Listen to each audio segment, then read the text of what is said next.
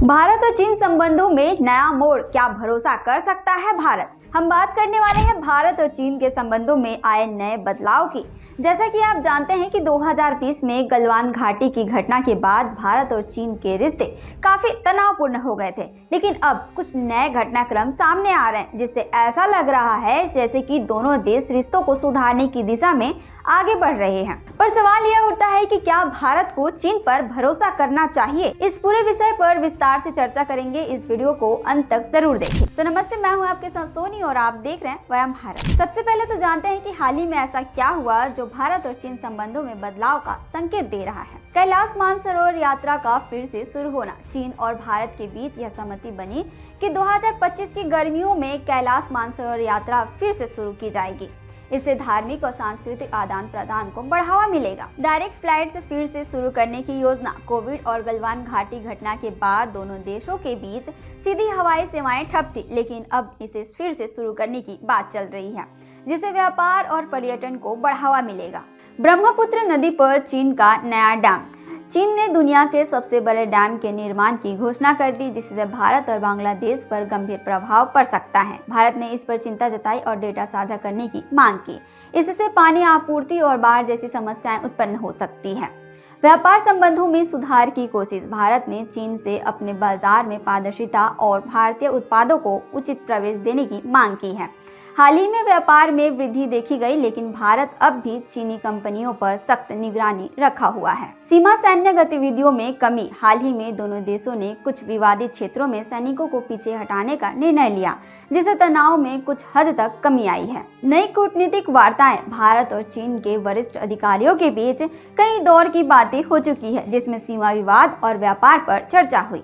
अब बात करते हैं कि भारत और चीन ने इन घटनाओं पर आधिकारिक रूप से क्या कहा और कैसे दोनों देशों के दृष्टिकोण में अंतर नजर आता है। भारत की स्थिति। भारत का कहना है कि दोनों देशों ने इस मुद्दे पर बातचीत की है।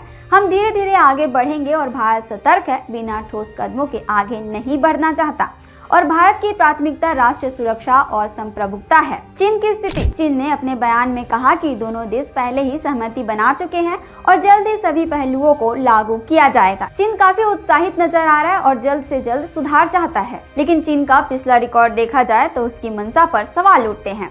अंतर्राष्ट्रीय समुदाय की राय। अमेरिका, जापान और ऑस्ट्रेलिया जैसे देश भारत को सतर्क रहने की सलाह दे रहे हैं, क्योंकि चीन की नीति में अक्सर अस्थिरता देखी जा चुकी है। यानी भारत सतर्क है, जबकि चीन दिखा रहा है कि सब कुछ तय हो चुका है।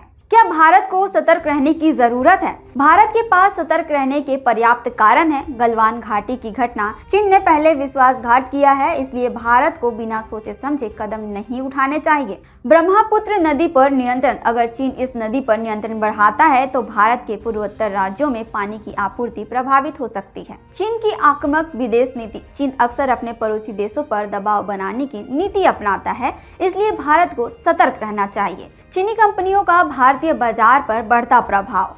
भारत ने हाल ही में कई चीनी ऐप्स और टेक कंपनी पर प्रतिबंध लगाए हैं, जिससे साफ है कि सुरक्षा संबंधी चिंताएं अब भी बरकरार है। One belt one road OBOR project. चीन का यह प्रोजेक्ट भारत की संप्रभुता के लिए खतरा बन सकता है, क्योंकि इससे पाकिस्तान और चीन के बीच रणनीतिक संबंध और भी मजबूत हो सकते हैं। चीन और रूस संबंध। हाल ही में चीन और रूस के संबंध और भी मजबूत हुए हैं, जिससे वैश्विक राजनीतिक में एक नया समीकरण बन सकता है, जो भारत के लिए चुनौतीपूर्ण हो सकता है। तो आगे क्या होगा? कुछ संभावित परिदृश्य यह हो सकते हैं। भारत और चीन के बीच बातचीत जारी रहना।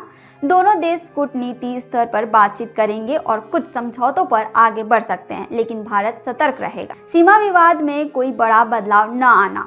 यह संभावना है कि चीन सीमा विवाद पर भारत के रुख को पूरी तरह मानेगा। व्यापार और पर्यटन को बढ़ावा देना। अगर फ्लाइट्स और वीजा फिर से शुरू होते हैं तो दोनों देशों के बीच व्यापार और पर्यटन में वृद्धि हो सकती है, लेकिन भारत को यह सुनिश्चित करना होगा कि सुरक्षा से जुड़ी चिंताएं बरकरार न रहे। भारत की सैन्य तैयारियों में वृद्धि। हाल ही में भारत ने अपने रक्षा नीति को और भी मजबूत किया है। चीन से संभावित खतरों को देखते हुए भारत लगातार अपने सैन्य ढांचों को मजबूत कर रहा है। डिजिटल साइबर सुरक्षा पर ध्यान। भारत अब डिजिटल क्षेत्र में आत्मनिर्भर बनने की कोशिश कर रहा है और चीनी टेक कंपनियों की निगरानी बढ़ा रहा है।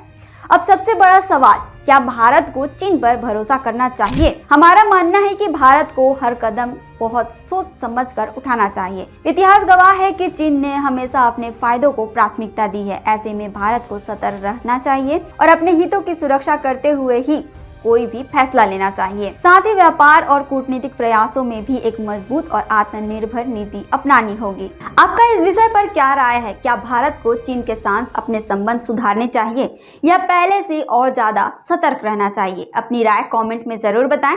डेली अपडेट्स के लिए आप देखते रहें वयम भारत।